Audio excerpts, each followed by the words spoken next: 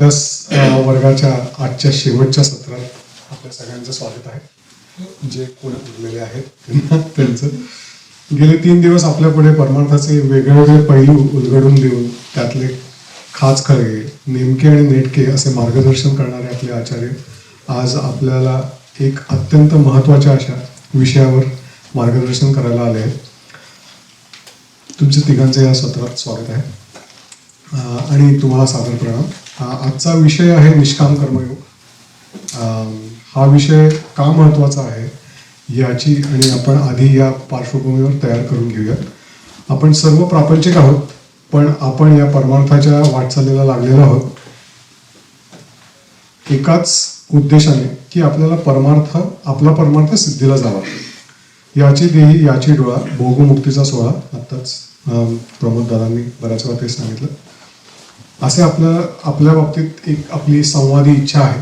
ती आपली संवादी इच्छा पूर्ण व्हावी आणि आपण नेहमी नोकरी करणारे किंवा व्यवसाय करणारे आपण सगळे कौटुंबिक प्रापंचिक लोक आहोत आणि या सगळ्यांमध्ये कॉमन थ्रेड कुठला असेल तर ते म्हणजे कर्म. आणि या कर्माने आपल्याला सगळ्यांना बांधून ठेवलेलं आहे. पण हे निष्कामतेने कसं करावं तर त्याच्यासाठी एक ते महत्त्वाचं आहे. निष्कामतेने कसं करावं आहे आणि त्यासाठी समर्थांनी एक ओवी छान दिलेली आहे. आधी ते करावे कर्म मार्गे उपासना, उपासका सापडे ज्ञान मोक्षची पावणे. म्हणजे पहिल्यांदा पहिली पायरी कर्म आहे आणि त्यामुळे कर्मापासून आत्मज्ञानापर्यंत पोचता येतं कर्मातून. मात्र हे कर्म शास्त्रात सांगितल्याप्रमाणे, भगवंतांनी गीतेत सांगितल्याप्रमाणे आणि संतांनी सांगितल्याप्रमाणे असावं आणि ते कर्म कसं असावं हे आज आपण समजून घेणार आहोत. तर पहिला प्रश्न मी मुक्ताताईंना विचारतो की कृती किंवा क्रिया आणि कर्म यात फरक आम्हाला सांगाल का? आणि कर्माची आपल्याला व्याख्या करायची असेल तर ती काय असेल? कर्तव्य कर्माची व्याख्या काय असेल आणि माझे कर्तव्य कसे आणि कोणते हे कसे ओळखायचे? एक विचार नाही, तिच्या लक्षात राहील. आपल्या दैनंदिन जीवनामध्ये कृती, क्रिया आणि कर्म हे शब्द आपण साधारण समानार्थी वापरतो. एकाच अर्थाने, एकाच संदर्भात, व्यवहारात आपण इंटरचेंजेबली हे शब्द वापरतो. तसे गृहीत धरायला हरकत नाही. अगदी शास्त्रीय दृष्टीने बघितलं तर एक कर्माचा सिद्धांत म्हणून पुस्तक आहे. ज्यांना माहिती आहे ठीक आहे, पण ज्यांना माहिती नसेल त्यांनी हिराभाई ठक्कर म्हणून एक गुजरातमध्ये मोठे संत होऊन गेले, त्यांचं ते पुस्तक अवश्य आणावं. सगळ्या भाषांमध्ये उपलब्ध आहे. कर्माचा सिद्धांत आणि कर्माशी संबंधित सगळ्या प्रश्नांची उत्तरं त्या ग्रंथात लिहून ठेवली आहे. खरं म्हणजे आपण या परिसंवादाचं एकाच ह्याच्यात उत्तर देऊ शकतो की कर्माचा सिद्धांत वाचा, पण आता आपण करू चर्चा थोडीशी. त्यात त्यांनी अशी जी एक व्याख्या दिलेली आहे की शरीराने, मनाने अथवा वाणीने जाणीवपूर्वक केल्या गेलेल्या कृतीला कर्म असे म्हणतात. त्याच्यामध्ये मुख्यतः शरीराच्या माध्यमातून जे कर्म केलं जातं, कलियुगामध्ये त्या कर्म हेतू पुरस्सर केलं असेल. आता त्याचा बराच मोठा विस्तार आहे. आत्ता आपण एवढंच या संवादापुरतं जाणून घेऊ की शरीर, वाणी अथवा मन यांनी केल्या गेलेल्या कृतीला कर्म असे म्हणतात. जाणीवपूर्वक जे केलं जातं ते कर्म आणि अजाणता किंवा इनव्हॉलंटरी ॲक्शन ज्याला आपण म्हणतो त्या क्रिया किंवा कृती, असं एक साधारण आपण त्याच्यामधलं विभाजन समजावून घेऊ शकतो. पुढचा प्रश्न होता की कर्तव्य कर्म हे कसं, म्हणजे माझं कर्तव्य कर्म कुठलं आहे आणि ते कसं ओळखायचं? मागे हा विचार झाला की पूर्वीच्या काळी कर्तव्य कर्म ही आपल्या वर्णाश्रम व्यवस्थेने डिफाईन केलेली असायची, अजूनही आहेत. की अमुक वर्णाचे, अमुक आश्रमाचे, अमुक वयाचे असाल तर असं असं कर्म आहे. आजच्या काळामध्ये ही व्यवस्था बरीचशी कालबाह्य झालेली आहे. सो आमच्या सद्गुरूंनी जी सांगितलेली सोपी व्याख्या आपण थोडासा विचार केला होता की आजचा देश माझा, आजचा काळ आणि आजची माझी परिस्थिती यानुसार निसर्गतः जे माझ्या वाट्याला आलेलं कर्म आहे, जे मीच केल्याशिवाय पर्याय नाही, दुसरं कोणीही ते करू शकत नाही, ते माझं कर्तव्य कर्म, अशी आपण एक साधारण व्याख्या करून घेऊ शकतो. की आजच्या काळामध्ये जसं इथे काही घरांमध्ये पती आणि पत्नी दोघांनाही नोकरी करणं आवश्यक आहे वेगवेगळ्या कारणांमुळे. मग त्या केसमध्ये पत्नीचं नोकरी हे कर्तव्य कर्म या देशामध्ये या काळामध्ये मानलं जाऊ शकतं. आता हा प्रत्येक परिवाराचा कॉन्टेक्स्ट वेगळा आहे, प्रत्येक घराची गरज वेगळी आहे. त्यामुळे आपण ज्या घरात आहोत, जी आपली आर्थिक गरज आहे चरितार्थाची, त्यानुसार आपले कर्तव्य कर्म डिफाईन करून घ्या. पण भारतामध्ये असं आहे म्हणून आम्ही असंच करू किंवा अमेरिकेत असं आहे म्हणून भारतात रेप्लिकेट करू, अशा पद्धतीने आपली कर्तव्य कर्म डिफाईन करू नये. फार त्याच्याने गिल्ट फॅक्टर येतो की भारतात अमुक अमुक एवढं करतात आणि मी इथे काहीच करत नाही, असं मानण्याची गरज नाही. आपल्या इथल्या देशकाल परिस्थितीप्रमाणे हे फ्रेमवर्क आपण स्वतःपुरतं डिफाईन करून घेऊ. काही तुम्हाला कर्तव्य कर्मामध्ये एक व्यवसायाच्या बद्दलचं कर्तव्य, दुसरं कुटुंबाच्या बद्दलचं कर्तव्य, तिसरं समाजाबद्दलचं कर्तव्य, चौथं देशाच्या बद्दलचं कर्तव्य. याची जाण, याच्यामधला आता पुढं विषय मोठा आहे, पण याची जाण असावी आपल्या नातलगांच्या बद्दलचं आणि आपल्या आईवडिलांच्या बद्दलचं. म्हणजे कुटुंब, मी कुटुंबामध्ये सगळे विषय घेतो, मुलांच्या बद्दलचं. तर त्या कर्तव्याची तेवढी भान जे मी केल्याशिवाय अडणार आहे, जे मलाच करायला पाहिजे, नातं म्हणा किंवा काय म्हणा. देशाचा नागरिक असेल तर मतदान करणं हे माझं कर्तव्य ठरतं. छान, खूप छान.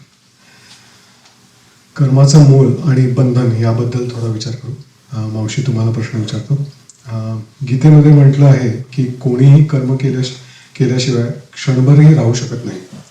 जर प्रत्येक कर्माचे फळ भोगावेच लागत असेल तर सतत कर्म करत राहिल्याने आम्ही बंधनातून सुटणार नाही. आणि मग ते सुटणार नाही तर मग सुटायचे कसं? आणि कर्म करणेच जर बंधन असेल तर कर्म त्याग करणे हाच सोपा मार्ग नाही का? गीतेतला श्लोक आहे की नाही कश्चित क्षणमपि जातु कर्म ते तिष्ठकृत. म्हणजे एक क्षणभर सुद्धा कोणीही कर्माशिवाय राहू शकत नाही. त्या कर्म न करणं हा उपाय कसा असू शकेल? श्वास घ्यायला लागतो, पचन चालू असतं, इन्व्हॉलेंटरी सगळ्या चालू असतात, या सगळ्या कृती चालूच असतात, क्रिया चालूच आहेत. बरं, खाणारच ना, ते जाणीवपूर्वकच खाणार ना, ते कर्मच आहे ना. ही सगळी देहकर्म वगैरे सगळी आलेलीच आहेत, त्याच्याशिवाय चालणार नाहीये. समर्थांची ओवी आहे की जरी जाहला संन्यासी तरी 12 वाजता तोंड वासी. बरोबर आहे अगदी, कारण देह आहे तोपर्यंत हे सगळं करायलाच लागतं. तेव्हा कर्माशिवाय माणूस राहू शकणार नाही. आता त्याचं बंधन कसं नाही होऊन द्यायचं? जोपर्यंत मी करतेय, माझ्यामुळे होत आहे, अशा भावनेने आपण करतो, विशेषतः मी करते, तोपर्यंत त्याचं बंधन होतं. अकाउंट असतात बँकेत, माझ्या अकाउंटमध्ये मी पैसे जमा करते,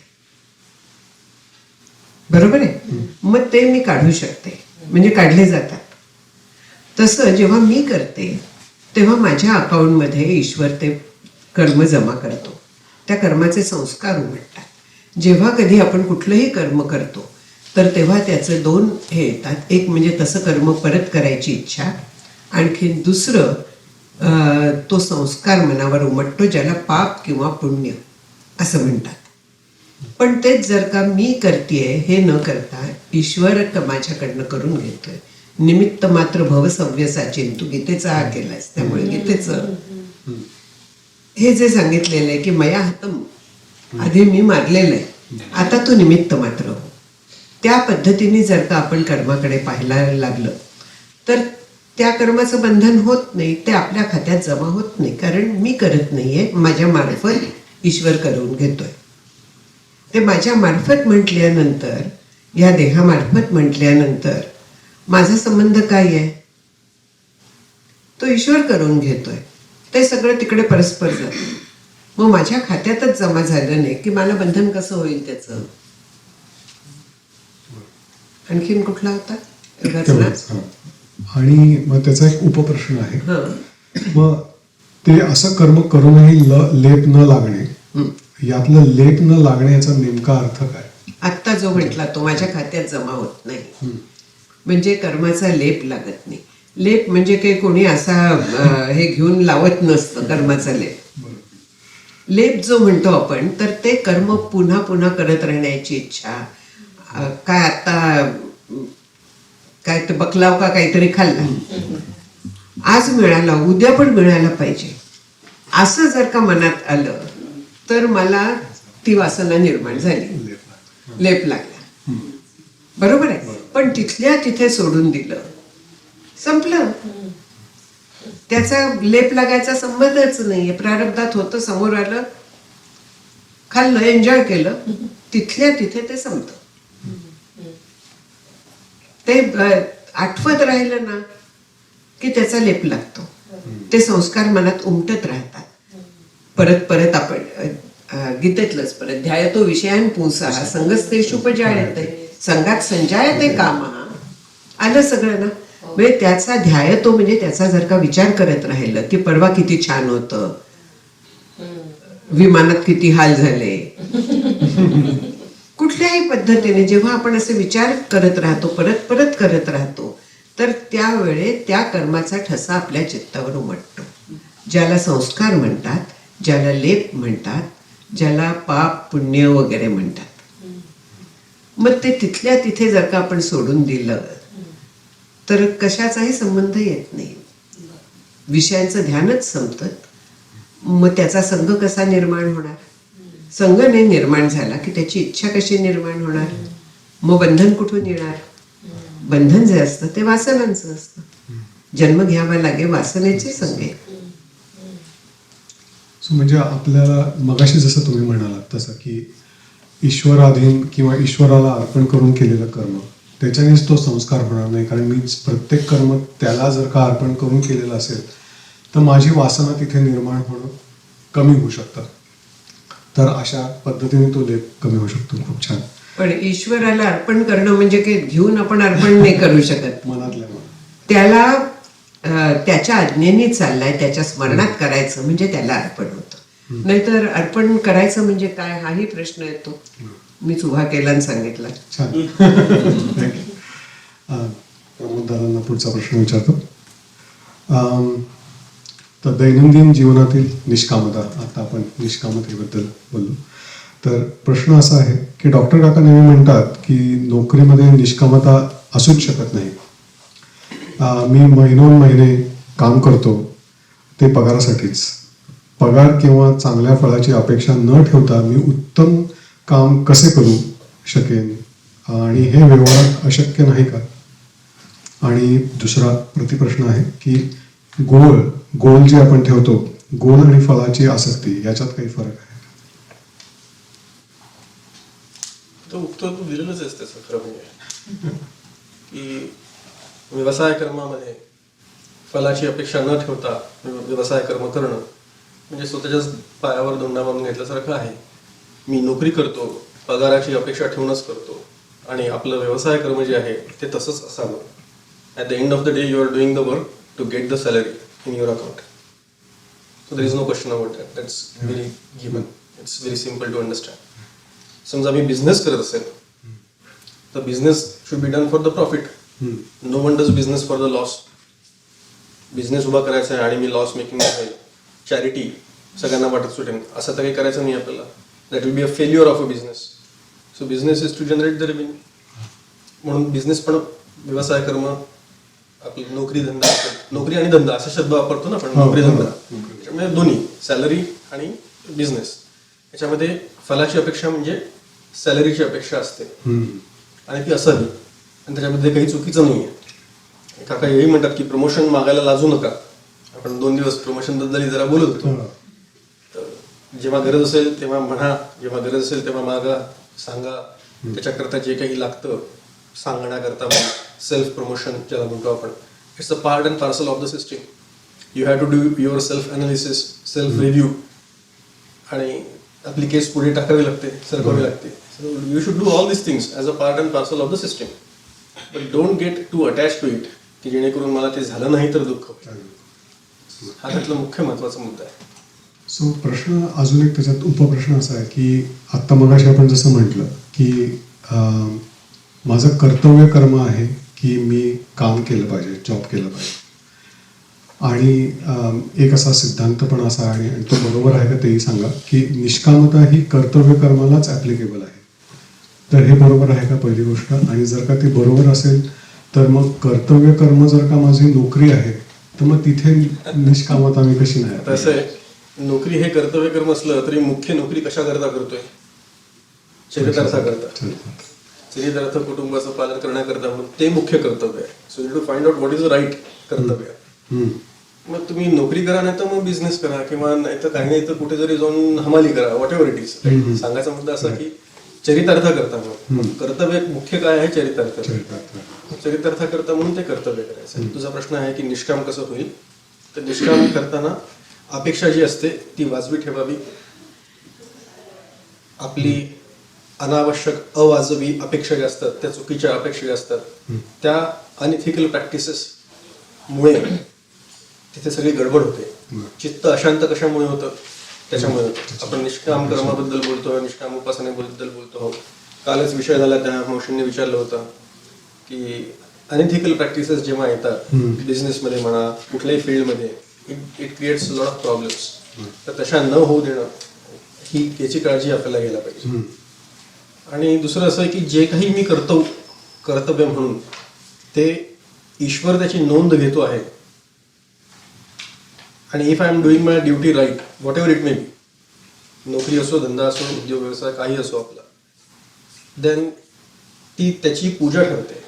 ईश्वराची पूजा करतोय मी माझ्या कर्माच्या निमित्ताने. हा भाव जर का मनात असेल तर मग आता मला जर का ईश्वराला ते कर्म समर्पित करायचं आहे, तत्सत श्रीकृष्णार्पण वस्तू असं जर का मला म्हणायचं आहे, कर्म केलेलं कर्म त्याला अर्पण करायचं आहे, तर मग ते कर्म कसं असावं? स्वकर्म कुसुमांची विरा येतो ज्ञानेश्वरीतली. ऐसा की जे की काय जगन्नाथ आभारू पडे. मग हे सगळं जेव्हा येतं, ज्ञानेश्वरीचा अभ्यास केल्यानंतर आपल्याला कळतं की आपली कर्म पण कशी असावी? सुंदर असावीत, शुद्ध असावीत, पवित्र असावीत, सरळ असावीत, वाकडे तिकडेपणा नको, अनइथिकल प्रॅक्टिसेस नको. मग तशी कर्तव्य आपण करत राहिलो की हळूहळू आपल्याला जे साधायचं आहे, चित्तशुद्धी, चित्तशांती, त्याच्याकडे आपली वाटचाल सुरू होते. खूपच छान. कौटुंबिक कर्तव्य तर कर्तव्यच आहे, ती निष्काम असली पाहिजे. आता कौटुंबिक कर्तव्यांमध्ये कुटुंबाचं पालन पोषण करायचं आहे. एक विचार येतो मनामध्ये की मी माझ्या मुलांचं एवढं केलं, एवढं मी खस्ता खाल्ल्या, काकांची वाक्य हाडाची माहितीत का इथल्या लोकांना ऐकली काय? जीवाचं रान, रक्ताचं पाणी, हाडाची काढं, हे सगळं आपण कोणाकरता केलं? आपल्या मुलांकरता केलं. आणि मोठे झाल्यानंतर त्यांनी काय करायला पाहिजे? आपली काळजी घ्यायला पाहिजे की नाही? मग आता हे असं होत नाही, मग आपल्याला दुःख होतं. म्हणून आपण आपलं कर्तव्य करावं, मुलांनी मुलांची कर्तव्य करावं. आई वडील म्हणून आपण आपलं कर्तव्य पूर्ण केल्यानंतर आपण आपल्या कर्तव्यातनं मुक्त झालेलो आहोत. तिथे कुठल्याही प्रकारची सकामता नसावी. आणि आपण पुत्र म्हणून आपल्या आई वडिलांबद्दलचं असलेलं कर्तव्य आपण पार पाडावं. आणि मी माझ्या आई वडिलांचं एवढं छान केलं म्हणून माझी मुलं आता माझं चांगलं करतील, अशी सुद्धा आशा नका. ही सुद्धा आशा नसावी, कारण तिथे पुन्हा सकामता येते. खूपच छान.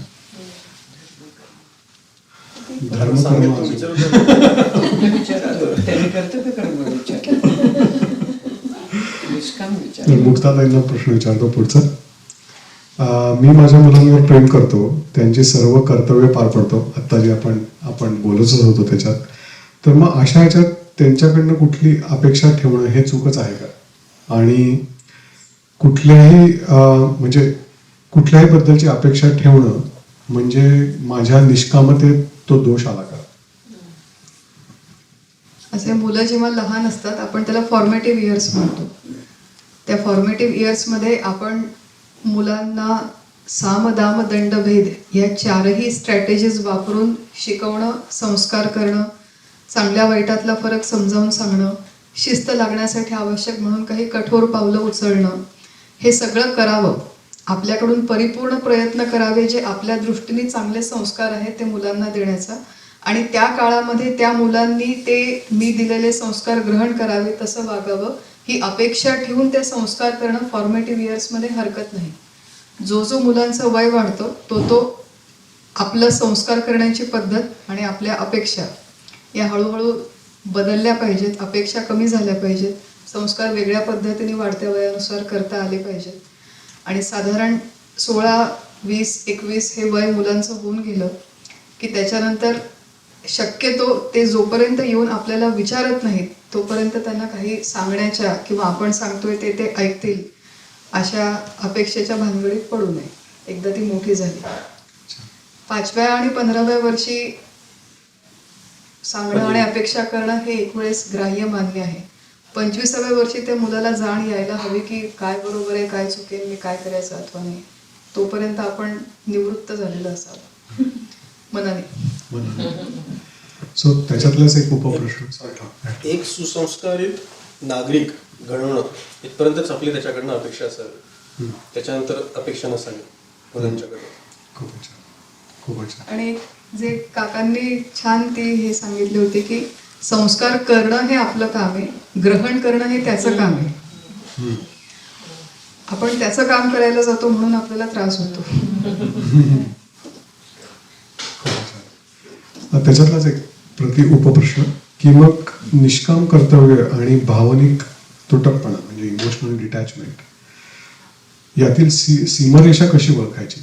कारण जर का अपेक्षा ठेवली नाही सतत आणि तर त्याच्यात एक कठोरता किंवा डिटॅचमेंट येऊ शकते. तर ती सीमारेषा कशी ओळखायची? कारण कधी कधी त्यांना इमोशनली आपली गरज असते, कधी कधी ती नसते. पण कधी कधी ती नसते तेव्हा आपण जर का तिथे इमोशनली अवेलेबल व्हायला लागलो तर तिथे त्याचाही त्रास होतो. तर अशा वेळेस ती सीमारेषा कशी ओळखायची? त्याचे काही निकष आहेत का?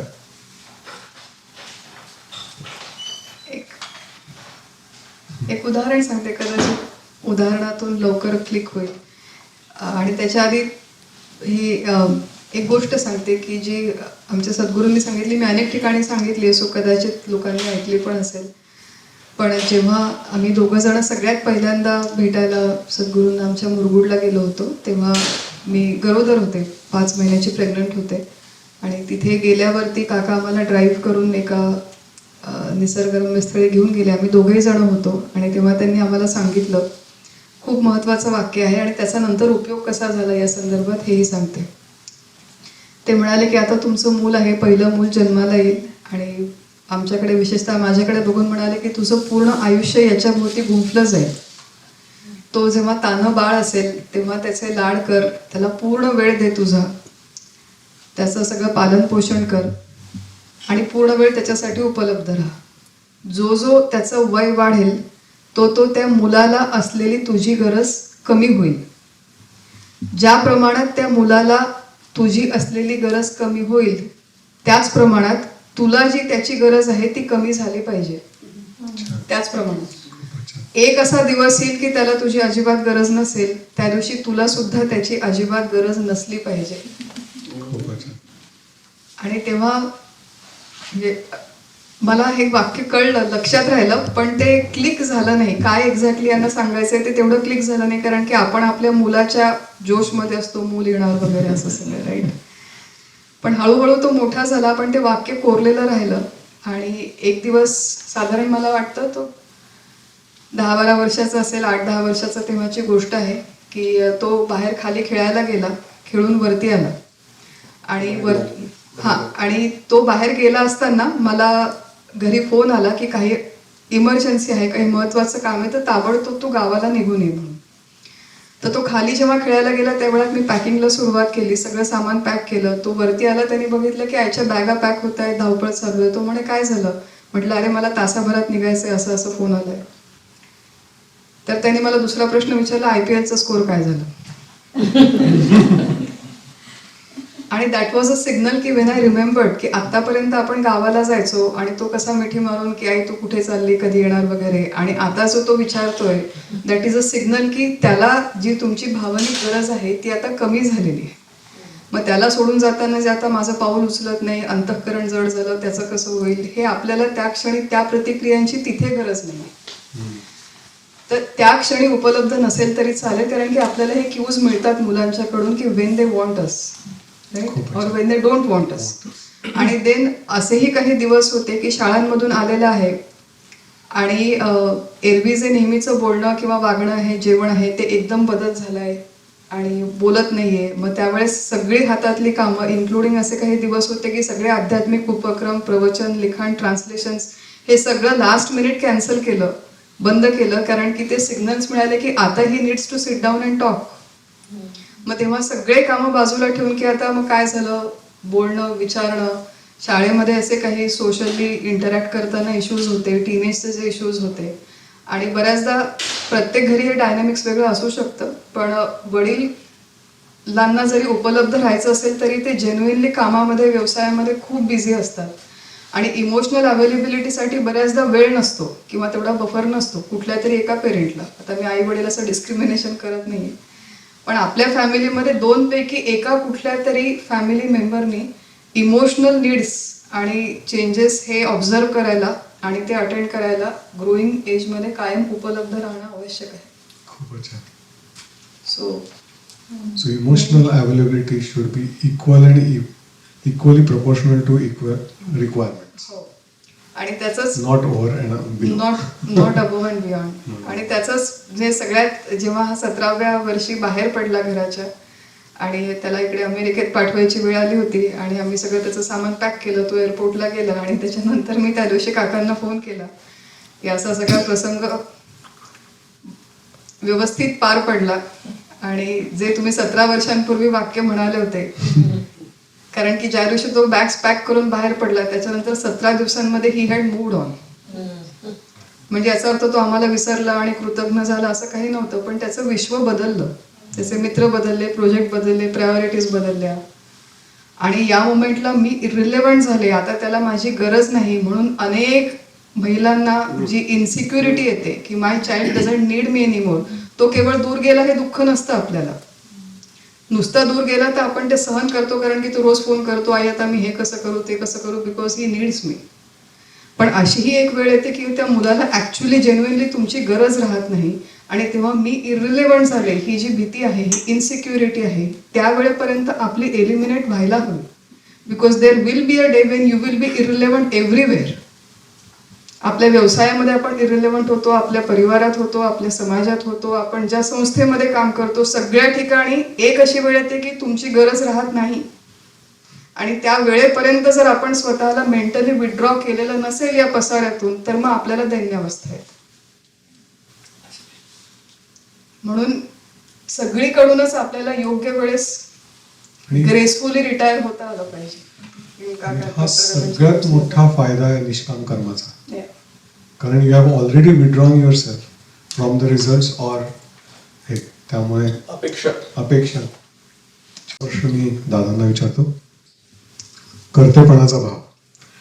मी करता नाही, सर्व काही ईश्वर करतो, हे तोंडाने म्हणणं सोपं आहे, पण अनुभवणे महाकठीण आहे.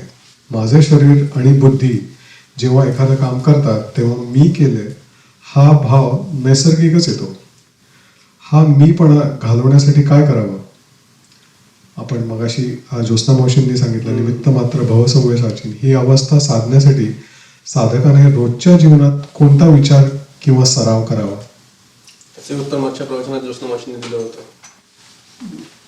ईश्वर सर्वभूतानां हृदयेषु तिष्ठति. मग आता मी सगळं करतो असं आपण जेव्हा म्हणतो तेव्हा एक साधा प्रश्न विचारतो तुम्हाला, आणि त्याचं उत्तर तुम्ही खरं खरं आपल्या मनाशी द्या. तुम्ही श्वास घेता का?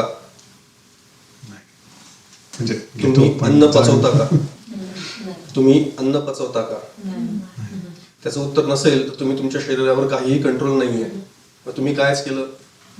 मग तुम्ही जे जे मी केलं म्हणता आणि गिरवता मिरवता, त्याचा कायच अर्थ राहिला? साधं खाल्लेलं अन्न देखील पचवण्याची ताकद आपल्यात नाही आहे, लक्षात ठेवा. आपल्याला असं वाटतं की मी पचवतो, मी पचवू शकतो, मी काही खाल्लेलं पचवू शकतो असं आपण म्हणतो मोठ्या यांनी तावात.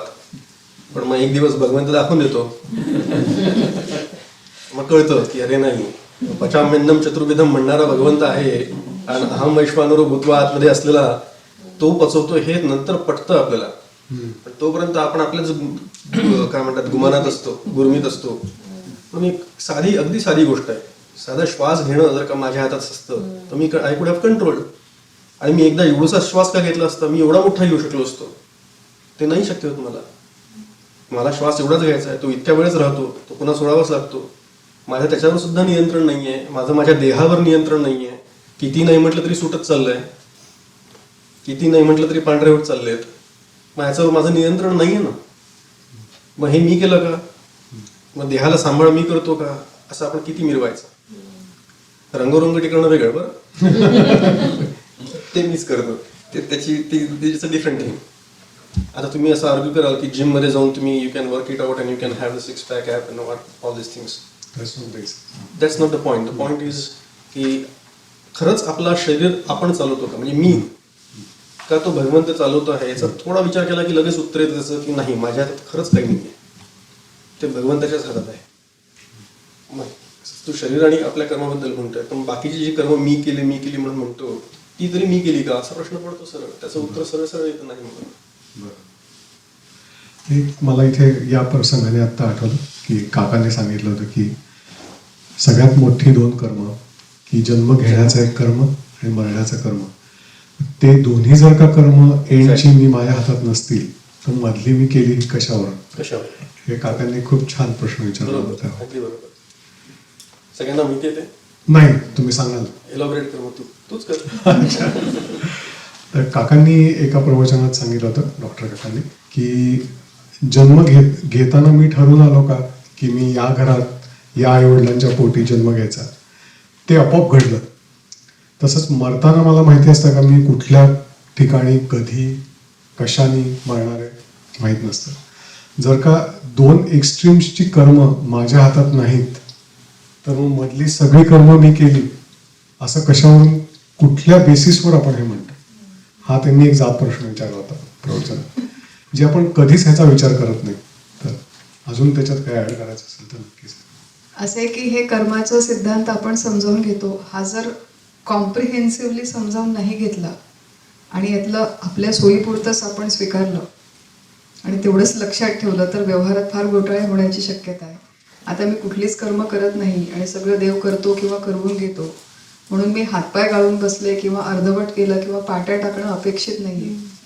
Knowing the fact that I am not the ultimate doer किंवा माझ्या हातात काही नाही आहे हे जरी असेल तरी आजच्या या फ्रेमवर्कमध्ये, आजच्या जेवढी मला शारीरिक, बौद्धिक, मानसिक, भावनिक, आर्थिक क्षमता भगवंतानी दिलेली आहे त्या सगळ्याचा पुरेपूर वापर करून प्रत्यक्ष व्यावहारिक सत्तेत ते काम करणं माझ्याच हातात आहे. आणि तिथे देवाला आणून आणि मिक्सअप करून चालत नाही. खूप जणांचा हा घोटाळा होतो, कारण की मुलावरती संस्कार करण्याचा देव माझ्या आता त्वमेव माता त्वमेव पिता, मग देवच माझ्या मुलाला बघून घेईल, तो बघून घेईल. पण आज तुला आई म्हणून तिथे ठेवलंय 15 वर्ष त्याच्या जीवनात, तर तुझ्या माध्यमातून ते संस्कार केले जाणं अपेक्षित आहे. आज मी गेले तर माझ्याऐवजी दुसरं कोणीतरी, पण त्या मुलावरती ते संस्कार होणं अपेक्षित आहे तेवढ्या काळामध्ये. सो माझ्यामुळे होत नाही हे जरी बरोबर असेल तरी आज माझी नियुक्ती आहे, मला ते व्यवस्थित केलं पाहिजे. हे आपल्याला कायम लक्षात ठेवावं लागतं. नाहीतर आपण खूप परमार्थामध्ये वेदांताच्या नादाला लागून पॅसिव्ह होण्याची शक्यता असते. बरेच जण होतातही एका फेजमध्ये, पण ती passivity is not good for our worldly life and for our spiritual life. एक या बाबतीत सर्वप्रियानंदांचा मी लेखमध्ये ऐकत होतो तेव्हा त्यांनी सांगितलं की आपल्याला असं वाटतं आपण सगळी कर्म करत असतो, तर आपल्याला वाटतं की पाणी प्यायला पाहिजे तर आपण लगेच ग्लास उचलतो आणि पाणी पितो. पण तेव्हा आपण हा विचार पण नाही करत की there is some kind of a system who takes that decision and who is controlling all of these actions. अशीही व्यक्ती आहेत ज्यांच्या मनात येतं की पाणी प्यावं पण त्यांचा हात उचलला जात नाही.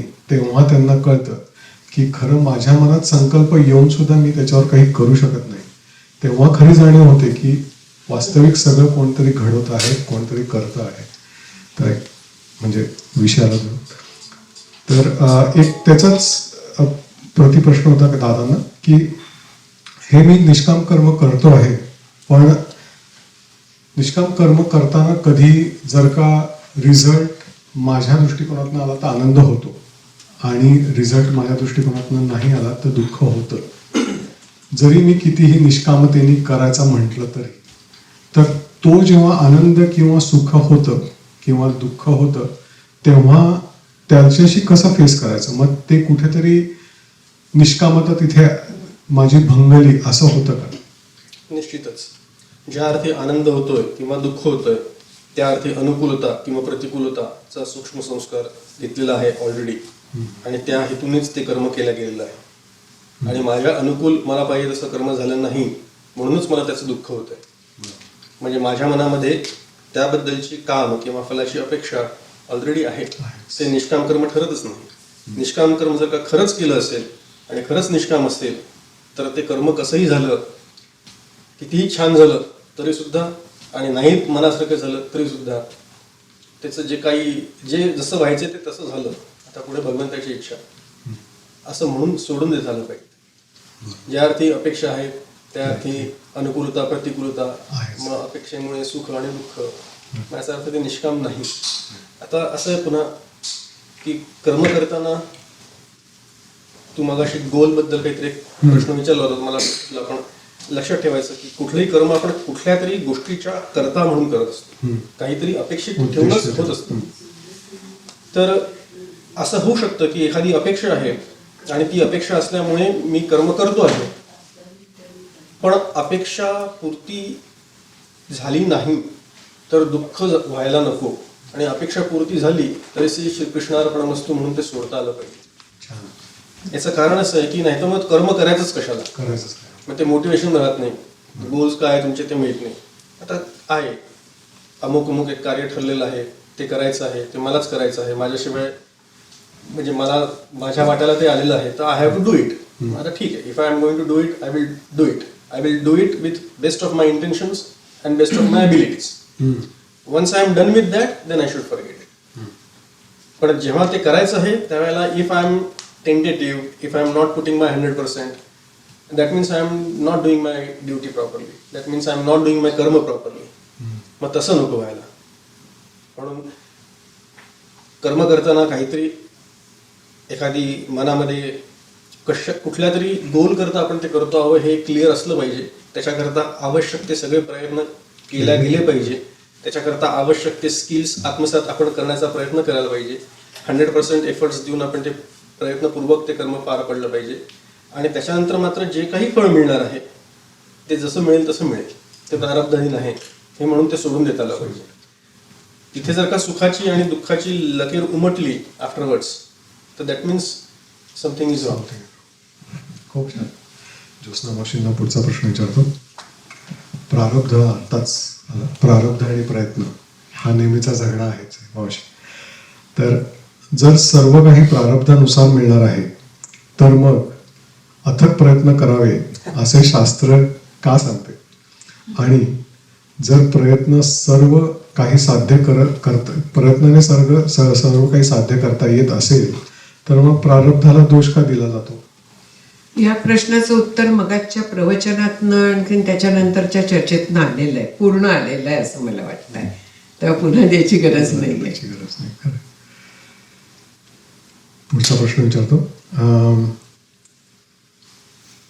ठेविले अनंत तेसेचे राहावे याचा अर्थ निष्क्रिय होऊन परिस्थितीत स्वीकारणे असा आहे का?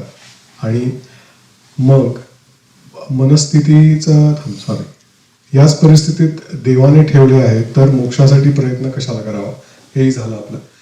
तर पण प्रारब्धाची सीमा आणि तो जो प्रश्न होता की एक प्रयत्न आहे, प्रयत्न मी करतो आहे अमुक एक साध्य गोष्ट करायला, गोल जसा आहे अचीव करायला, तिथपर्यंत मी प्रयत्न करतो आहे पण ती सीमा कशी ओळखायची की कुठपर्यंत ती प्रयत्नांची सीमा आहे आणि त्याच्या पुढे ते प्रारब्धाधीन सोडायचं?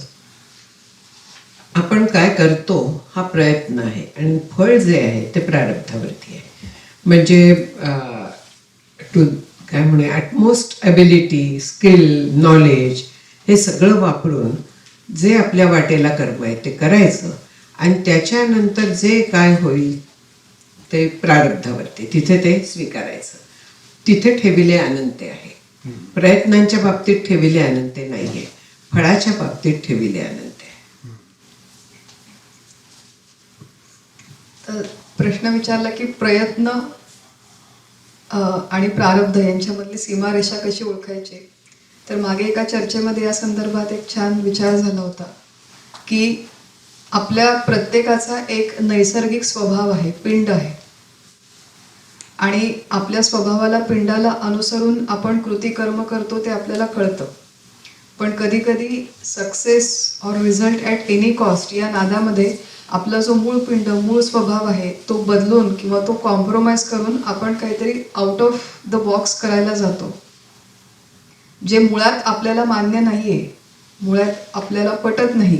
पण सक्सेस मिळवायची किंवा तो रिझल्ट मिळवायचा म्हणून आपलं मूळ कॉम्बिनेशन, मूळ केमिस्ट्री आणि मूळ पिंड बदलून जेव्हा आपण ते मिळवायला जातो त्या क्षणी आपण प्रयत्नाची, म्हणजे योग्य प्रयत्नाची सीमारेषा ओलांडलेली आहे आणि आपण आता अयोग्य प्रयत्न करून ते मिळवण्याचा प्रयत्न करतोय. त्यामुळे आपल्या स्वभावाला कुठपर्यंत पटतंय, आपल्या पिंडाला, त्याच्याकडे आपलं बारीक लक्ष हवं, असं एक मागे चर्चेमध्ये विचार झाला होता.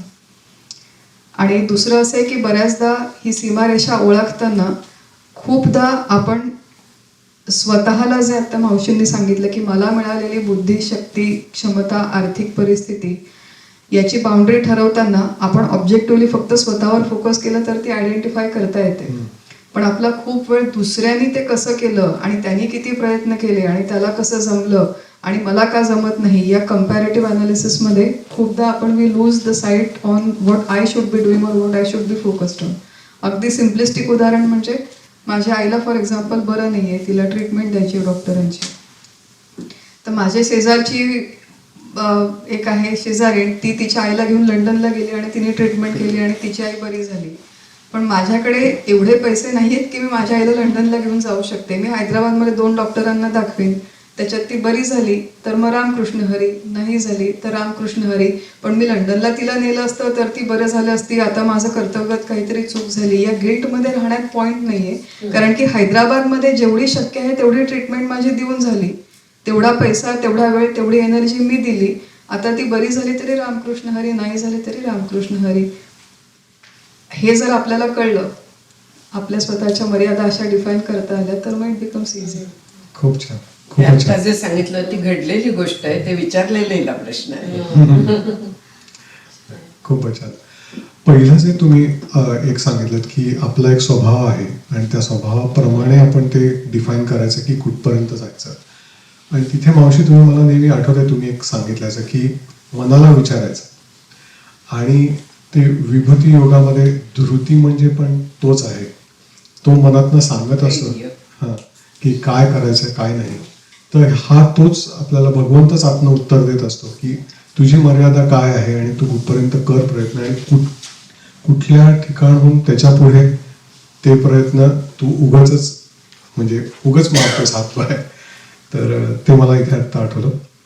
प्रयत्नांच्या बद्दल नाही येते, अच्छा, डिसिजन्सच्या बद्दल जास्त आहे. हां. प्रयत्न जे असतात तर ते आपल्याला काय कर्तव्य आहे त्याप्रमाणे प्रयत्न करायचेच असतात, बरोबर. तिथे नाहीये. पण हे योग्य आहे का अयोग्य आहे अयोग्य आहे ह्याबद्दल त्याच्यासाठी तो ते- प्रश्न असतो. बरोबर. आत्म उत्तर येतं, मी जे Correct, म्हटलं correct. ते आपल्याला आतमध्ये माहिती असतं. हो. आणखीन जर का आपण तो प्रश्न विचारला आपल्या आतमध्ये तर तत्काळ ते उत्तर येतं. आपल्याला माहिती असतं, आपण त्याच्याकडे स्वार्थासाठी दुर्लक्ष करू शकतो. What is right and what is wrong. What is wrong and what, हे आतमधनं आपल्याला निश्चित माहिती असतं. ते मी म्हटलं. बरोबर, थँक्यू. त्यालाच आपण इनर कॉन्शियसनेस म्हणतो ना. एक जर्मन फिलॉसॉफर आहे, कांट नाव आहे त्याचं, इमॅन्युएल कांट. त्याचं वाक्य आहे की प्रत्येक मनुष्याला जन्मल्या क्षणी काय बरोबर आणि काय चूक याची आतूनच प्रेरणा असते, अंडरस्टँडिंग असते. ते त्याला शब्दात मांडता येणार नाही कदाचित. दुर्योधनाचं पण वाक्य आहे की जो मनुष्य चुकीचं वागतो त्याला ते माहिती असतं की मी चुकीचं वागतोय, तो ते बदलू शकत नाही, ही वेगळी गोष्ट. But everyone knows what is right and wrong. त्याच्यासाठी आपल्याला फार धर्मशास्त्र आणि अध्यात्मशास्त्राची गरज नाही. शास्त्राची, इकोसिस्टीमची गरज कुठे, to help you stay on what is right, the right track, not to tell you this is the right track, because you already know it. यांनी धृती शब्द वापरला. राईट ट्रॅक वरती राहायला धृती लागते, धैर्य. धैर्य थोडक्यात. मुक्ताताईंना तुम्हाला प्रश्न विचारायचा आहे. मुक्ताताई, साधनेची प्रक्रिया आणि फळ ह्याच्याबद्दल, निष्काम कर्मामुळे चित्तशुद्धी होते असं म्हटलं जातं. ही प्रक्रिया नेमकी कशी घडते आणि फळाची इच्छा सोडल्याने मनातील कोणते दोष नाहीसे होतात हे सांगू शकता? हे खूप वेल डिफाईन्ड सगळे क्रायटेरिया आहेत आपल्या शास्त्रांमध्ये की माझं चित्त शुद्ध होत आहे की नाही हे कसं ओळखायचं. तर त्याचे 5 निकष आहेत असं आपण गृहीत धरू. सगळ्यात पहिलं की जे कर्म झालं त्याची कुठलीही बोचणी मनात राहता कामा नये. हे मी केलं असतं तर बरं झालं असतं, केलं नसतं तर बरं झालं असतं, आणि कुठून बुद्धी झाली मला मी हे केलं, माझ्या आईला मी लंडनला नेलं असतं तर बरं झालं असतं, असं वाटत असेल तर मग काहीतरी कमी राहिलेली आहे. पण असं चुकीचं वाटत असेल, म्हणजे चुकीची तुलना केल्यामुळे हे वाटत असेल, तर आपलं हे वाटणं ही बोचणी एलिमिनेट करता येते. विचार चुकीचा असेल तर तो बदलता येतो, पण कृती खरंच घडली नसेल, मला खरंच शक्य होतं लंडनला नेणं, माझ्याकडे होते पैसे, मी ते इकडे तिकडे शॉपिंग करण्यात घालवले आणि आईच्या ट्रीटमेंटसाठी वापरले नाही, ती शॉपिंग नसती केली, तिला नेलं असतं तर माझं आई वाचली असती, असं जर काही विचार येत असतील मनामध्ये, तर मग आपलं कर्म करण्यात खोट राहिलेली आहे, बोचणी आहे. बोचणी जोपर्यंत आहे तोपर्यंत चित्त शुद्ध नाही, हा पहिला क्रायटेरिया. दुसरं, अजून खूप अनिर्बंध विषय भोगांची इच्छा होते. इवन ॲज वी ग्रो, आपण प्रापंचिक आहोत, एका प्रमाणात एका हद्दीपर्यंत आपण सगळ्यांनी विषय भोगणं अपेक्षित आहे, योग्य आहे. पण जेव्हा आपण अनिर्बंध विषय भोगतो, ते काही इथे फार सांगायची गरज नाही, ती इच्छा अजूनही होते, तर अजून चित्त शुद्ध झालेलं नाही. तिसरं म्हणजे अजूनही माझे सगळे विचार हे फक्त आय, मी आणि मायसेल्फ, मी, माझं घर, माझं कुटुंब, माझी नोकरी, माझा बँक बॅलन्स, माझं सगळं व्यवस्थित आहे, ठीक आहे, किंवा काही कमी जास्त झालं तर I can fix the system which is made for me. या आय, मी, मायसेल्फच्या सर्कलमध्येच मी अजून असेल आणि या सर्कलच्या पलीकडे जाऊन समष्टीचा, समाजाचा मी विचारच केला नसेल कधीच की मी काय करू शकते, तर मग अजून माझं चित्त पूर्ण शुद्ध झालेलं नाही. किती 3 झाले. चौथं, माझं मन कुठेच रमत नाही, काहीच गोड लागत नाही. सिनेमा बघितला त्याच्यातही बोर होतं, क्रिकेटची मॅच बोर होते, जेवायला बोर होतं, स्वयंपाक करायला बोर होतं, नोकरीला बोर होतं, कुठेच मन रमत नाही, काहीच गोड लागत नाही, अशी जी एक स्टेज असते, याचा अर्थ अजून चित्त शुद्ध झालेलं नाही. आणि 5वा क्रायटेरिया म्हणजे निषिद्ध किंवा चुकीच्या गोष्टी माहिती आहेत तरी करण्याची इच्छा होते. मला माहिती आहे की निंदा करणं, गॉसिप करणं चुकीचं आहे, तरी अजूनही आम्ही एकत्र आलो की काहीतरी तिसऱ्याच्या बद्दल बोलत राहतो, बोलण्याची इच्छा होते, अजून चित्त शुद्ध झालेलं नाही. माझा एक प्रश्न, कसलीही इच्छा होत नाही हे वैराग्यामुळे होऊ शकतं का? कुठलं? इच्छा होत नाही काहीही करायची, हे वैराग्यामुळे होऊ शकतं का? आता ते स्मशान वैराग्य असेल तर होऊ शकतं, पण ते योग्य नाही. विचारातून वैराग्य आलं आणि त्याच्यामुळे काही करण्याची इच्छा होत नसेल, व्यवस्थित विचाराने परीक्षण करून, तर ते मॅच्युअर वैराग्य.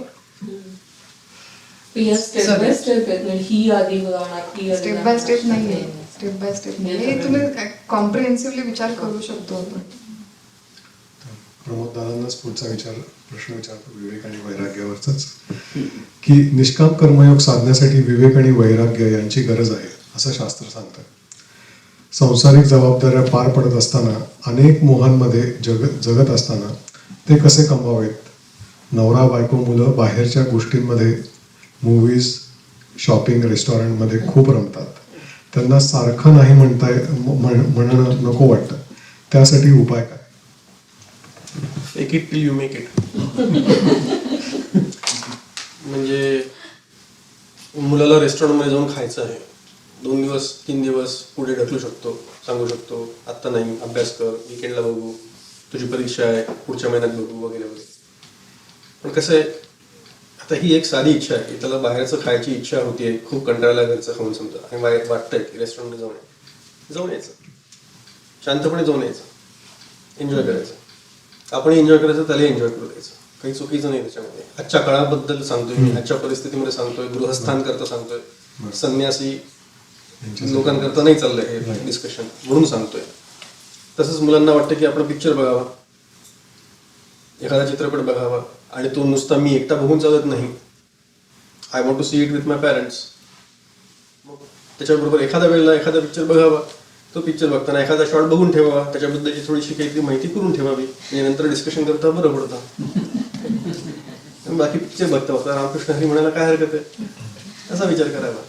त्याच्यामुळे काय, पती पत्नी ही जी नाती आहेत, ही याला जेव्हा अशा प्रकारचे तफावत जेव्हा असते, आपल्याला दिसते की एक जण परमार्थाकरता प्रयत्न करतोय, दुसरा जो असतो तो परमार्थाला अत्यंत प्रतिकूल असू शकतो किंवा असतो, त्यावेळेला त्याला काकांनी विसंगती असा शब्द वापरलेला आहे. आणि ती विसंगती सहनच करावी लागते, त्याला विलाज नाही. एक आहे सत्संगती, ती जोपासायची असते, प्रयत्नपूर्वक जोपासायची असते.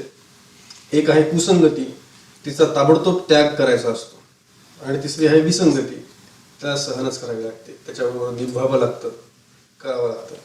मग आता अधनमधनं असे काहीतरी युक्त्या वापरायच्या, थोडंसं आपणच सांगायचं, आज सेल लागलाय, जाऊन येऊ, बरेच दिवस झाले तुझ्याकरता एखादी नवीन साडी घेतली मी, असं म्हणायचं. नंतर मग असं काहीतरी ट्रिक वापरायची आणि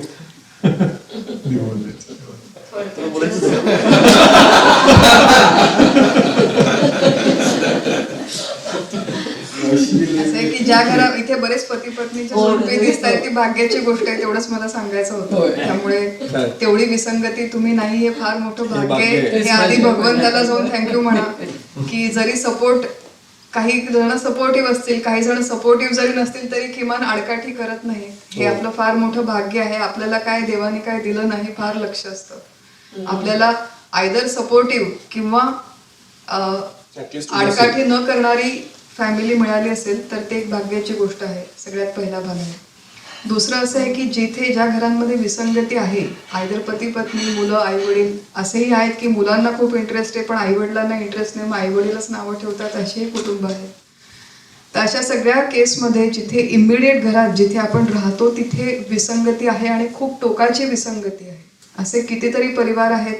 आम्हाला असे काही केसेस माहिती आहेत की इथे बसून मी भगवद्गीतेचा अभ्यास केला आणि काहीतरी फोन आला, काम आठवलं म्हणून स्वयंपाकघरात गेले आणि ती दुसरी व्यक्ती घरामध्ये आली आणि बघितलं की सोफ्यावरती नुसतं गीतेचं पुस्तक ठेवलंय तरी तळपायाची आग मस्तकाला जाते आणि घरात भांडणं होतात. असे परिवार आहेत.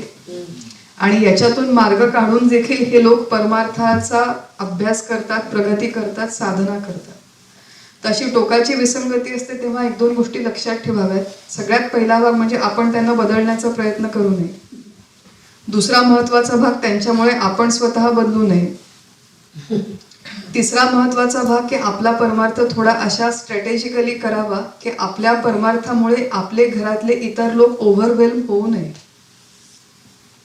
इतर लोकांना परमार्थाची आपल्यामुळे तिडीक निर्माण होऊ नये. असं थोडं तारतम्य वापरून स्ट्रॅटेजिकली थोडा झाकपाक करून, ज्याला आपण म्हणतो तसं झाकपाक करून तो परमार्थ करावा लागतो. बाहेर आता एरवी आपण घरी केव्हाही उठून वाचन करत बसू शकतो. मग घरात लोक असताना मुद्दाम हातात पुस्तक घेऊन बसण्याच्या ऐवजी घरात लोक असताना घरातली कामं उरकून घ्यावी.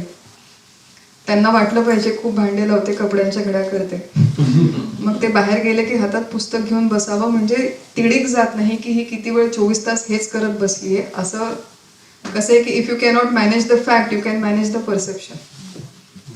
आणि विसंगती असेल तर आपल्याला इतरांचे म्हणजे आपल्या कुटुंबियांचे आपल्याबद्दलचे परसेप्शन्स मॅनेज करण्याचं काम जाणीवपूर्वक करावं लागतं. काकांचं एक सुंदर वाक्य आहे, path of least resistance. So you need to find out the path of least resistance. जेणेकरून रेझिस्टन्स, घरातला संघर्ष, परिवारातला संघर्ष जितका कमी होईल तितका कमी करण्याचा प्रयत्न आपल्या परीने आपल्या पुरता तरी करावा. आणि लोकांचे परसेप्शन्स मॅनेज करण्यामध्ये असंही होऊ शकतं की मी भगवद्गीतेचा अभ्यास करायला लागल्यामुळे माझी मुलं म्हणतात की बाबा तुम्ही आता बदलले, किंवा बाबा तुम्ही आता आमचं ऐकत नाही, बाबा तुम्ही आज माझ्याशी किती खेळायचे, क्रिकेट खेळायचे, आता तुम्ही काय घेऊन बसला हातात दासबोध. असं मुलांनी म्हणू नये. म्हणजे अशी मुलांना त्या परमार्थाची तिडीक जाऊ नये. They should not hate Dasbodh for that. त्यांना परमार्थाबद्दल वाईट वाटू नये याची काळजी प्रत्येक पॅरेंटनी पॅरेंट म्हणून घ्यावी. पॅरेंट म्हणा किंवा स्पाऊस म्हणा, काय पण तुम्ही you apply for your self, जेणेकरून मुलांना त्याच्यातून आनंद मिळाला. नाही तर असं होतं की आपल्याला दोष लागत नाही, तो त्या भगवद्गीतेला दोष लागतो, त्या दासबोधाला दोष लागतो आणि उगाचच परमार्थशास्त्र बंद होतं. आता इथे हे लागू नाही आहे, अजिबात लागू नाही, पण आपल्याला प्रश्न विचारतात लोक. तर त्यामुळे सांगते की जर का पूर्ण विरोध असला, घरात अखंड माणसं असली, मग अशा वेळेस मी कसं करू? तर परमार्थ हा अंतःकरणाचा विषय आहे. शेवटी आपल्याला मनातल्या मनात नामस्मरण, ईश्वराचं पूजन हे सगळं मनातल्या मनात करणं शक्य असतं. त्याच्यासाठी हातात ग्रंथच घेऊन बसायला पाहिजे किंवा मोठ्यांदा नामस्मरण करायला पाहिजे असं अजिबात नाही आहे. मग अशा मार्गाने देखील कोणाचा विरोध न येता आपण आपला परमार्थ सुरू ठेवता येतो. खूप छान मार्गदर्शन मिळालं आपल्याला सगळ्यांना निष्काम कर्माबद्दल. बरोबर 1 तास झालाय, तर कोणाला प्रश्न असतील आता तर आपण ऑडियन्सला विचारू. आणि एकच फक्त सांगतो, विनंती करतो की आपण 6:15 पर्यंत प्रश्न घेऊयात, त्याच्या पुढे थांबूयात, कारण आचार्यांचे दिवसभर झाले. मी लिहून पाठवला होता प्रश्न. हो, तोच तुम्ही विचारला ते बरं होईल. तुम्ही विचारलं होतं की निष्काम कर्मयोग हा गीतेत सांगितलेला साधारण आहे, तर असं काही संतांच्या वाङ्मयातून कुठे निष्काम कर्मयोग आलेला आहे का? सगळीकडे आहे. स्वकर्म कुसुमांची वीरा पूजा केली हो या अपारातोषा लागे. सगळीकडे संतांनी सांगितलेलं आहे. म्हणजे असे प्रसिद्ध दाखले देऊ शकतो. मुक्ताताई, समर्थांचे प्रयत्न आणि प्रारब्धवाले सगळे समास आपण पाहू शकतो. योग वासिष्ठामध्ये प्रयत्न वर्सेस प्रारब्धाचे आहेत. समर्थांचे दासबोध सोडून असे काही ओवी शतक म्हणून असे काही रचना आहेत ज्या प्रसिद्ध नाही आहेत फारशा. दासबोध आत्माराम मनाच्या श्लोकांच्या बाहेर समर्थांच्या काही रचना आहेत ज्या केवळ प्रयत्न आणि प्रारब्ध कसं बॅलन्स करायचं या संदर्भात मार्गदर्शन करतात. कारण संतांचं साधारण माणसाला कळेल अशा पद्धतीने विवेचन असतं. असं आहे की त्यामुळे मला त्याचे असे स्पेसिफिक मिळाले असते तर ते. आणि आणखीन एक माझा प्रश्न होता, मी तो लिहून पाठवला होता की तुम्ही 12वा दशक वाचा. 12वा दशक वाचा. 12 हा ज्ञानेश्वरीतलं. ज्ञानेश्वरीत कुठे कुठे उल्लेख आहे? असे मुख्यतः 3रा, 4था, 5वा अध्याय हा मूळ गीतेतला फक्त कर्मावरती फोकस्ड आहे. त्यामुळे आपल्याला जर कर्माच्या संदर्भातलं मार्गदर्शन हवं असेल तर 1-2-3 रेफरन्सेस की पहिलं हिराभाई ठक्कर यांचं कर्माचा सिद्धांत हे पुस्तक जर आपण वाचलं, त्याच्यामध्ये सगळ्या ग्रंथांचं सगळीकडचं सार सोप्या शब्दात सांगितलेलं आहे. सो कर्माचा सिद्धांत हे पुस्तक व्यवस्थित पारायण केलीत त्याची तरी हरकत नाही. तुमच्या अभ्यास वर्गात इथे काही वेळ देऊन नुसतं कर्माचा सिद्धांत हे ग्रंथ वाचला तरी हरकत नाही. पण छोटं पुस्तक आहे, फार मोठं नाहीये, पण त्याचं वाचन सगळ्यांनी एकत्र करा, त्याची चर्चा करा, त्यात बऱ्याच गोष्टी रिझॉल्व्ह होतील. ते करून जर उरलं तर 2ऱ्या अध्यायाचा जो 47वा श्लोक आहे कर्मण्येवाधिकार असते, तिथून अभ्यासाला सुरुवात करायची आणि 5व्या अध्यायात संपेपर्यंत गीतेतला प्रत्येक श्लोक व्यवस्थित समजावून घेतला. आणि गीता समजावून सांगणारे अनेक टीकाकार प्रवचनं आहेत उपलब्ध, ती व्यवस्थित ऐकून घ्या. त्याच्यामध्ये कर्माच्या संदर्भातल्या सगळ्या शंका स्पष्ट होतात. आणि त्याच गीतेच्या श्लोकांवरच्या माऊलींच्या ओव्या बघितल्या तर त्याच्यामध्ये देखील या संकल्पना स्पष्ट होतात. 2ऱ्या अध्यायाचा 47वा श्लोक, तिथून 5व्या अध्यायाचा शेवट हा माऊलींचाही बघावा आणि मूळ गीतेतलाही बघावा. थँक्यू. समारोपाचा प्रश्न विचारतो. ते माझा पण आहे. बोनस बाय 1 गेट 1 फ्री आहे. तसं सांगितलं तुला तर ते 1 संपणार नाही पुढे, कारण की ती खरंच लिस्ट असते. जोक सपाट. हा प्रश्न मला विचारला होता, मला जर उत्तर नाहीये म्हणून मी तुम्हाला विचारतो. सनातन धर्म म्हणलं की पार्श्वभूमी सांगतो थोडक्यात. सनातन धर्म म्हणलं की अनेक लोक अनेक त्यांचे तर्क वेगवेगळ्या दिशेने जातात. आणि मुख्य म्हणजे सनातन धर्म म्हणजे काय हे लोकांना सांगता येत नाही. मला तरी त्याला एक व्याख्या करता नाही आली. प्रश्न असा आहे त्यामुळे की सनातन धर्माची व्याख्या करता येईल का, आणि सनातन धर्म त्या व्याख्येच्या अनुषंगाने प्रत्यक्षात आज कसा वापरायचा हे सांगता येईल का? कठीण प्रश्न आहे. ते आउट ऑफ सिलेबस आहे. कर्माचं तुला जास्त माहिती आहे. म्हणलं ना समारोपाचं आहे म्हणून. सनातन धर्म सनातन म्हणजे अत्यंत प्राचीन. असा धर्म फक्त वैदिक धर्म आहे. वैदिक हा ॲक्च्युली हिंदू धर्म हा शब्दच नाही आहे, तो नंतर आलेला आहे. आपला जो आहे तो वैदिक धर्म आहे आणि त्याचा धर्मग्रंथ गीतासुद्धा नंतर आलेला आहे. आपला जो खरं आहे ते वेदांनी सांगितलेलं आहे. म्हणजे वेदविहित कर्म आणि वेदात कर्माचं निषिद्ध विहित हे सगळं सांगितलेलं आहे, जे संतांनी साध्या सोप्या भाषेत मांडलेलं आहे. तेव्हा जेव्हा आपण सनातन धर्म असं म्हणतो तेव्हा ही वागण्याची जगण्याची पद्धत आहे, तो वेगळा धर्म नाही आहे. वेद काय किंवा आपला ज्याला आपण परमार्थ म्हणतो हा पूर्णपणे जीवनात वागण्याची पद्धत आहे. त्याग सुद्धा आता म्हटलेलं आहे समर्थांनी की सन्मार्ग तो जीवी धरणे, अनमार्गाचा त्याग करणे, संसारिका त्याग येणे प्रकारे ऐसा. किती सोपी व्याख्या आहे त्यागाची. सन्मार्ग तो जीवी धरणे, चुकीच्या मार्गाचा त्याग करणे, विहित आणि निषिद्ध त्याप्रमाणे जीवन जगणं, हा सनातन धर्म आपल्याला सांगितलेला आहे. सनातन धर्म जो आहे तो केवळ हे विधी निषेध जगण्याची पद्धत, निष्काम कर्म वगैरे ही जी सगळी चर्चा झाली आहे, कर्म कसं करावं, उपासना कसं करावी, हे आपल्याला सगळं वेदांमध्ये सांगितलेलं आहे. पूर्ण जीवन त्याच्यावरती आधारित आहे. हा वेगळा काहीही नाही आहे, वेगळी उपासना जाऊन कुठेतरी करायची वगैरे असं कुठेही आपल्याला सांगितलेलं नाही. सगळीकडे ईश्वर दृष्टी ठेवणं म्हणा, सगळ्या जीवांचा, कोणाही जीवाचा न घडो मत्सर, वर्म सर्वेश्वर पूजनाचे, किती सोप्या शब्दात आपल्याला संतांनी सांगितलेलं आहे. हा सगळा सनातन धर्म आहे. परस्त्री परधन परनिंदा. हो हो, ते सांगितलेलं आहे. म्हणूनच तुकाराम महाराजांनी सांगितलेलं आहे सगळं. परत रेफरन्स देते. स्वामी वरदानंद भारतींचं एक छोटंसं पुस्तक आहे, सुंदर ग्रंथ आहे की हिंदू धर्म किंवा सनातन धर्म समजावून घ्या. शीर्षक माझं कदाचित थोडंसं चुकलं असेल, पण त्याच्यामध्ये छोट्याशा पुस्तकामध्ये आपल्या धर्माच्या संदर्भातल्या ज्या मूलभूत संकल्पना आहेत त्याची व्याख्या म्हणा, त्याचे वेगवेगळे आयाम जे आपण आज वापरू शकतो किंवा आपल्याला आपल्या पुढच्या पिढीला किंवा इतरांना उत्तर द्यायला उपयोगी पडू शकतात, असे खूप छान सुंदर लिहिलेले आहेत. स्वामी वरदानंद भारती यांचं पुस्तक आहे. छोटंसं अवश्य मागवून घ्या. भारतात जाल तेव्हा इतरांच्याकडून सनातन धर्म समजावून घ्या किंवा हिंदू धर्म समजावून घ्या, अशा पद्धतीचं त्याचं टायटल आहे. अवश्य वाचावं. होमवर्क आवश्यक असतो अभ्यास वर्गाच्या नंतर. धर्म आणि अशा तऱ्हेचं माझ्याकडे एक छोटंसं अगदी पुस्तक आहे, पण ते कुठे अवेलेबल असेल असं वाटत नाही आहे. पण नाही, म्हणजे मी नाव सुद्धा सांगू शकत नाही. अगदी लहानसं पुस्तक आहे. झेरॉक्स काढून मी पाठवू शकेन. झेरॉक्स म्हणजे आय मीन स्कॅन करून. विज्ञाननिष्ठ जीवन पद्धती कशी जगायची हे जो धर्म शिकवतो तो सनातन धर्म आहे. छान आहे व्याख्या. व्याख्या विचारली म्हणून मी एक व्याख्या तयार करून सांगितली, होय.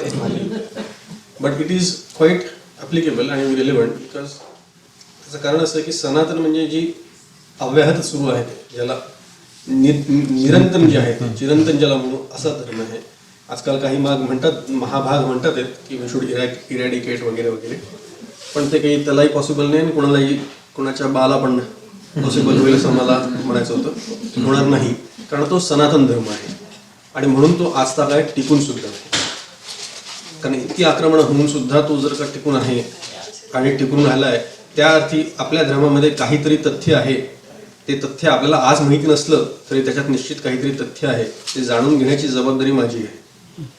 म्हणून एवढा विचार करून आपण त्याला सोडू त्या प्रश्नाला, कारण व्यापक विषय आहे तो. पुराणाची व्याख्या माहिती आहे ना, पुरा अपि नवः. पूर्णपणे जुनं असलं तरी कायम नूतन आहे ते. नित्य नूतन. सनातनाची मी त्यांना बोलताना सांगितलं, सनित्य नूतन हा इथे सनातन हा. परंतु ती व्याख्या आपल्या रोजच्या जगण्याच्या दृष्टीने उपयोगी, तत्वाच्या दृष्टीने ती ठीक आहे. म्हणून हा जास्त प्रश्न आला. आणि तुम्ही म्हटला तसं बरोबर आहे, भारतात सनातन संस्थाने जे काय चाललेलं आहे आता सनातन नावाखाली, त्यामुळे मी त्याला उत्तर देताना म्हटलं मला माहिती नाही, मी शोधतो, विचारतो आणि मग सांगतो. संपूर्ण सृष्टीचं, समष्टीचं, समाजाचं, विश्वाचं कल्याण होईल या दृष्टीने आणि व्यष्टीचं देखील कल्याण होईल या दृष्टीने आवश्यक जी जीवन पद्धती आपण रोज जगू शकतो अशी एक नियमावली म्हणजे सनातन धर्म असं आपण एक व्याख्या, की त्याच्यामध्ये केवळ समाजाचं कल्याण आणि व्यक्तीचं नाही असं नाही, केवळ व्यक्तीचं इंडिव्हिज्युअल कल्याण आणि समाजाचं नुकसान असंही नाही, दोन्हीकडे कल्याण व्हावं या दृष्टीने आवश्यक जी जीवन पद्धती आहे, जी नियमावली आहे त्याच्या अनुसार जगणं म्हणजे सनातन धर्म अशी देखील एक व्याख्या केलेली आहे. पंचमहायज्ञांचा विचार करा. एक्झॅक्टली मी आता तेच बोलतो. पंचमहायज्ञांचा विचार करा, भूतसृष्टीचा विचार करा. आज आपण मगाशी उल्लेख झाला, समुद्राचं पूजन करतो, नद्यांचं पूजन करतो, पर्वतांचं पूजन करतो, वृक्ष वेलींचं सुद्धा पूजन करतो, अश्वत्थ वृक्षाची पूजा करतो, पिंपळाच्या पूजा करतो. पशु पक्ष्यांमध्ये सुद्धा आपण ते तत्व बघतो. गोमातेला माता म्हणून मान्यता दिलेली आहे आपल्या धर्माने. ह्याचं कारण काय आहे? आज तुम्ही बोंबलत आहात सगळेजण ग्रीन एनर्जी म्हणून. आज तुम्ही बोंबलत आहात सगळेजण, आपण म्हणजे जगभरात सगळेजण ओरडत आहेत काय की पर्यावरणाचं संरक्षण करा म्हणून. मग वृक्षवल्ली वाचवा हे आपल्या धर्माने आधीच सांगितलेलं आहे. सो हे आपल्या धर्माची ही जी खासियत आहे, ही खासियत आपण समजून घ्यावी की त्याच्या मागे खरंच तथ्य आहे, त्याच्या मागे खरंच मूल्य आहे, आणि ती मूल्य समजून घेऊन तो वेगळाच विषय होईल पुन्हा आता डिस्कशन करता.